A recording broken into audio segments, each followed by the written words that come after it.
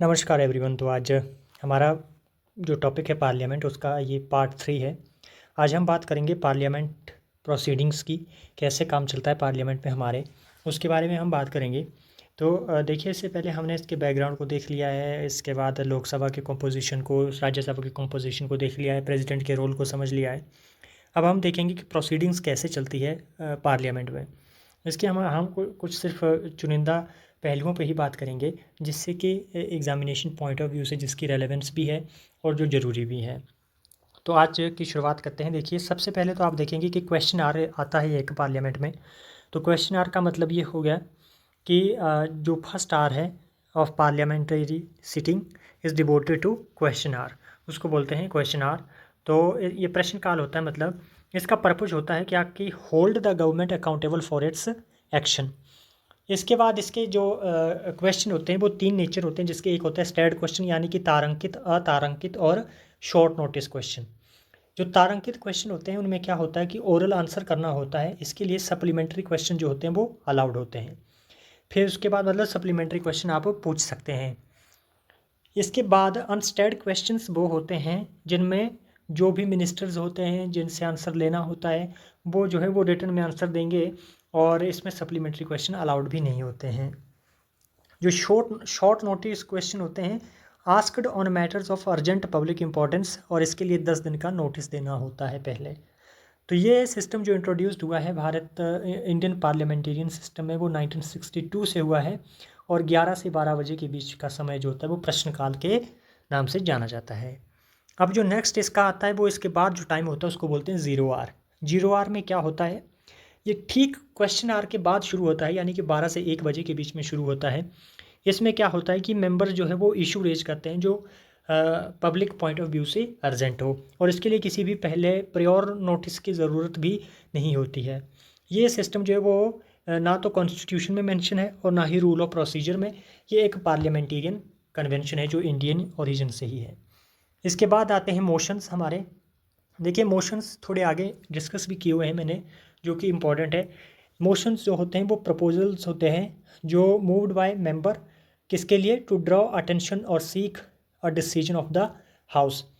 अगर types of motions की बात करें तो सब्सटेंटिव मोशंस, ये इंडिपेंडेंट प्रपोजल होता है स्पेसिफिक मैटर पर। इसके बाद एक सबॉर्डिनेट मोशन आता है जो कि moved in connection with main motion और सप्लीमेंट्स और अमेंड्स इट। उसके बाद आता है क्लोज़र, तो इसको जो है वो कट शॉर्ट करना होता है डिबेट को, और bring the matter to immediate voting के लिए लाना होता है इसका पर्पज। एक प्रिविलेज मोशन आता है, फिर उसके बाद एडजर्नमेंट मोशन आता है, और कॉलिंग अटेंशन मोशन आता है, और नो कॉन्फिडेंस मोशन आता है। तो ये सब है, इनमें से जो कुछ इंपॉर्टेंट मोशंस हैं उनको नीचे डिस्कस भी किया हुआ है। जैसे कट मोशंस हो गया। कट मोशन जो होते हैं वो reduce a demand for grant in budget. इसके तीन टाइप होते हैं। पहला होता है पॉलिसी कट, दूसरा होता है इकोनॉमी कट, और तीसरा होता है टोकन कट। जो पॉलिसी कट है ना, वो होता है token disapproval of policy, amount reduce ₹1। Economy cut होता है suggest reduction of expenditure, and token cut जो होता है उसको बोलते हैं reduction of ₹100 to highlight a specific grievance.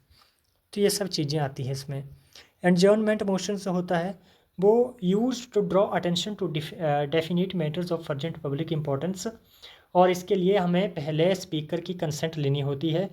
Discussions होता है इसमें, discussions on it suspends the normal business of the house. Purpose है इसका to hold the government accountable for its actions admitted only in Lok Sabha, यानी कि सिर्फ लोकसभा में लाया जाता है, नॉट इन राज्यसभा। तो ये छोटी छोटी चीज़ों का ध्यान रखना बहुत ज़रूरी है। Calling attention after which members में आस्क ब्रीफ क्वेश्चंस। ये प्रावधान जो है वो ब्रिटिश पार्लियामेंट में नहीं है, ये ओरिजिनेट हुआ है भारत से, और इंडिया में ये सिस्टम इंट्रोड्यूस हुआ था 1954 में लोकसभा में पहली बार।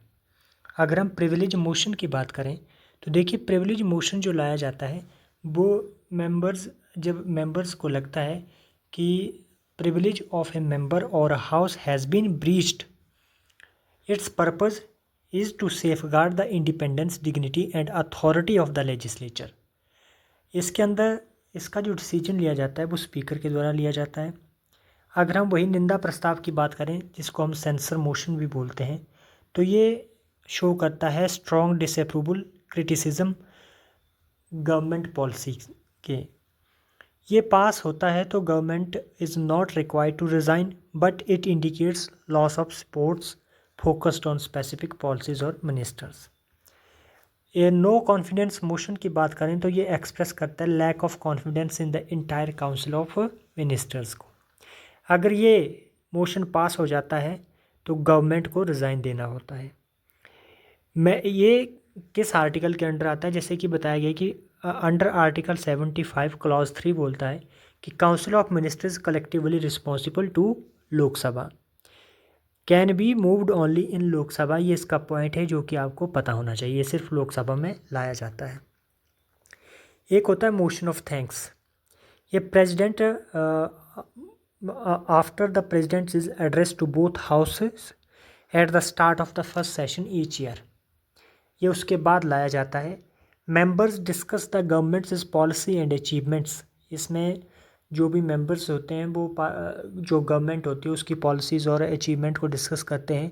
If the motion of thanks, ये धन्यवाद प्रस्ताव अगर पास नहीं होता है या रिजेक्ट हो जाता है तो इसका मतलब है कि गवर्नमेंट ने मेजॉरिटी लूज़ कर दी है, तो ये रेजिग्नेशन की ओर इशारा होता है। अगर हम रेजोल्यूशन की बात करें तो देखिए रेजोल्यूशन जो होते हैं वो एक्सप्रेशन ऑफ ओपिनियन होता है और इसके 3 टाइप होते हैं। पहला होता है प्राइवेट मेंबर्स रेजोल्यूशन, ये मूव करते हैं any member other than ministers. Government resolution को मिनिस्टर्स और स्टैट्यूटरी रेजोल्यूशन को under a specific provision of constitution और लॉ। अगर हम लेजिस्लेटिव प्रोसीजर की बात करें पार्लियामेंट में तो देखिए इसका मतलब हो गया कि process through which a bill becomes an act. All bills must be passed by both houses and receive the president's ascent.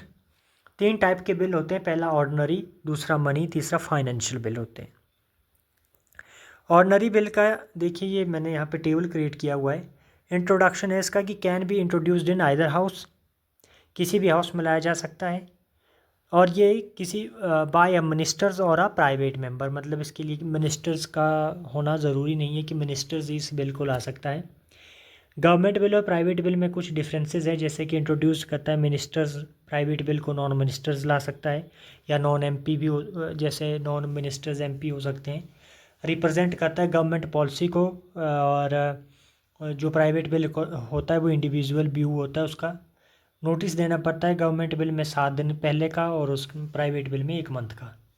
Discussion होता है गवर्नमेंट बिल पर एनी डे, और प्राइवेट बिल में ये जनरली फ्राइडे को होता है। अगर हम stages of an ordinary bill की बात करें तो फर्स्ट रीडिंग होती है जिसमें बिल की इंट्रोडक्शन होती है और गैजेट में इसको पब्लिश किया जाता है। इसमें कोई डिस्कशन नहीं होता है बिल के ऊपर, सिर्फ इंट्रोड्यूस होता है बिल। सेकंड रीडिंग होती है, जब सेकंड स्टेज आता है तो उसमें इंपॉर्टेंट स्टेज है, ये जनरल डिस्कशन होता है, कमेटी रिव्यू करती है उसको और क्लॉज वाइज कंसिडरेशन किया जाता है। इसमें अमेंडमेंट भी अलाउड होते हैं। फिर उसके बाद जब थर्ड रीडिंग आती है ना तो उसमें डिस्कशन और वोटिंग होती है और इसमें अमेंडमेंट अलाउड नहीं होता है। ये ध्यान दीजिए, ये कई बार ऐसा सवाल बनाया जा सकता है कि फर्स्ट रीडिंग में अमेंडमेंट अलाउड है, सेकंड में अलाउड है, थर्ड में अलाउड है या नहीं है। तो थर्ड स्टेज ऐसी है जहाँ पर कन्फ्यूज़न होना लाजमी है, पर ये ध्यान देना है आपने कि इस स्टेज में अमेंडमेंट की गुंजाइश नहीं होती है। जब अदर हाउस में बिल जाता है तो उसमें भी ये सेम स्टेजेस से गुजरता है। जब उनमें कॉन्ट्राडिक्शन क्रिएट होता है तो उस सिचुएशन में जो है वो जॉइंट सिटिंग भी हो सकती है, पर जॉइंट सिटिंग को लेकर के भी प्रावधान है, मैं आपको इसके बारे में आगे बताऊंगा। जैसे कि प्रेसिडेंट जब इसको अप्रूव कर देता है तो ये लॉ बन जाता है। अगर प्रेसिडेंट होल्ड कर देता है, इसको होल्ड भी कर सकते हैं या रिटर्न भी दे सकते हैं वापस। देखिए जॉइंट सिटिंग जो है वो अंडर आर्टिकल 108 में आता है ये प्रावधान, और प्रेसिडेंट के द्वारा जब दोनों हाउसेस के बीच में किसी बिल को लेकर के डेडलॉक हो जाता है तो उसको रिजॉल्व करवाने के लिए बुलाया जाता है और स्पीकर इसको जो है प्रिजाइड करता है।